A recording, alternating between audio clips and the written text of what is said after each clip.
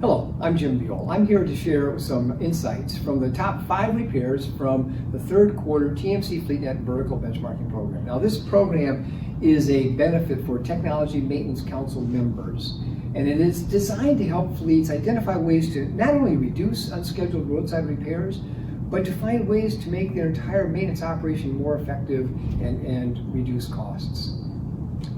In the third quarter, we had 3 verticals participate, and you can understand why we place fleets into different verticals, because how you utilize your assets has a big difference on how many miles you run between breakdowns. As you can see, the truckload average fleet was running 11,000 miles between a breakdown, or a tanker fleet was running up to 53,000 miles between a breakdown. So putting people into individual cohorts makes this very valuable.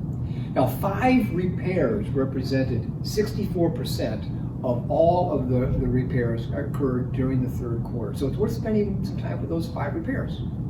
And here are those 5 repairs, and I will dig into an insight or two on each one. In tires, what we find and what we are looking at here is history of the truckload vertical. The truckload vertical started in August of 2017, so we have history with them. And look what has happened to them over the past year. The truckload vertical was running 22,000 miles between a tire failure in third quarter of 2018, and they're up to 35,000 miles in the third quarter of 2019, a 59% year-over-year improvement. And to me, that is an indication of what fleets can do when they start using data to help them reduce maintenance events. In the second most frequent repair category, which is brakes, we find not as much to do with the third quarter, but there is something interesting here between the fourth quarter of 18 and the first quarter of 2019. Look at that decrease there. There's a 34% decrease in miles between repairs, or a 34% increase in roadside failures. And I think this has a lot to do with maintenance practices. I think it has to do with maintenance practices we're all aware of, like servicing your air dryer per OEM guidelines, or making sure the air tanks on a daily basis. Yet sometimes we don't always do this. So if nothing else, maybe this 34% improvement might give us a motivation to implement the practices that we know are right. And it's worthwhile doing that because the average cost of a brake line repair in the third quarter was $389. Now, lighting is the same kind of story as it was on the brakes. There is a seasonality factor of lighting that we do believe can be affected by maintenance practices such as wrapping and heat shrinking connections.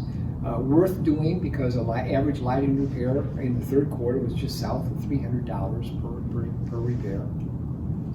In the power plant VNR system, this one I'm not as clear on. I am seeing a consistent reduction in miles between repairs for the last 3 quarters for the truckload vertical. But I really cannot tell you why. I've talked to other people in the industry, and I really don't have a good answer for you, except that we do need to take a look at it because the cost of this repair has gone up. In the truckload category, it's gone up from $300 to $460, and for all 3 combined verticals, the average cost of a power plant repair was $585 in the third quarter. Cooling systems, again, we're seeing a step down from the third quarter of 2018 in miles between repairs. Some people in the industry are telling me that this could be due to higher underhood temperature of new trucks and putting an additional stress on hoses and other cooling components. It might be worth taking a look at your maintenance practices in this particular system, because this also is an expensive one. The average repair cost in the third quarter for a cooling system was $584. Now, if you want to learn more about the vertical benchmarking program, please go to the TMC website, TMC Connect.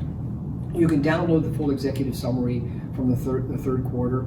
If you want to have someone talk to you about this, go to the benchmarkit.fleetnetamerica.com website, and you can sign up for someone to come out and talk to you about this program. We also have 2 other videos that you might find interesting. One provides an overview of the third quarter results, and the third one I find particularly interesting. We take a stab at quantifying the savings that a fleet could realize by making some improvements in their maintenance practices of these top 5 VMRS systems.